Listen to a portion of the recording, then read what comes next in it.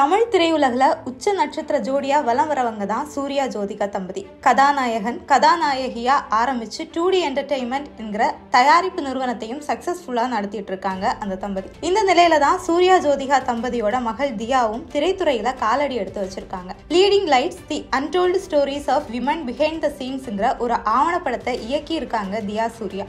இந்த படம் 3 விமன் கேஃபர்ஸை ஆவணப்படுத்தி இருந்துச்சு. அதாவது திரையுலகில் சினிமாட்டோகிராஃபிக்கு அடுத்ததா ஒளிப்பதிவு டிபார்ட்மெண்ட்ல லைட் செட்டிங்ஸை கரியரா செட் பண்ண 3 பெண்களோட வாழ்க்கையை பேசுற படம் தான் இது. 75% ஆண்கள் இந்த வேலையில கோலச்ச பெண்கள் இந்த துறையில சர்வைவாக என்னெல்லாம் சிக்கல்களை சந்திக்கிறாங்கிறது பத்தி பேசுது இந்த படம். திரையுலகில் பெண்கள் கேஃபரா முடியுமாங்கிற சந்தேக பார்வையை உடைச்சு முன்னேறி இருந்தாலும் இந்த வேலையோட ஆரம்ப காலகட்டத்தில் அவங்க சந்திச்ச ஸ்ட்ரகிள்ஸை லீடிங் லைட்ஸ் காட்சிப்படுத்தி இருந்துச்சு. அதுவும் அதிக எடை கூடிய லைட்டுகளை தூக்குறதுல இருக்கிற சிரமங்கள், செட்ல ப்ராப்பர் ஃபர்ஸ்ட் எய்ட் இல்லாம இருக்கிறது, மற்ற டிபார்ட்மெண்ட்ஸ்ல ஒர்க் பண்றவங்களுக்கு கொடுக்கப்படுற அடிப்படை வசதிகள் கூட லைட் டிபார்ட்மெண்ட்டுக்கு மறுக்கப்படுறதுன்னு பெண் கேஃபர்ஸ் சந்திக்கிற பல சிக்கல்களையும், ஒரு பெண் டீமை லீட் பண்ற சூழல்ல அதை ஆண்கள் அக்செப்ட் பண்ண தயங்குறதையும் தங்களோட எக்ஸ்பீரியன்ஸையும் 3 பெண்களும் ஷேர் பண்ணியிருந்தாங்க. 13 நிமிடங்கள் 13 வினாடிகள் கொண்ட இந்த ஆவணப்படத்துக்கு இப்போ விருதும் கிடைச்சிருக்கு. இந்த நிலையில தன்னோட யூடியூப் சேனல்லையும் இந்த வீடியோவை வெளியிட்டிருக்காங்க தியா.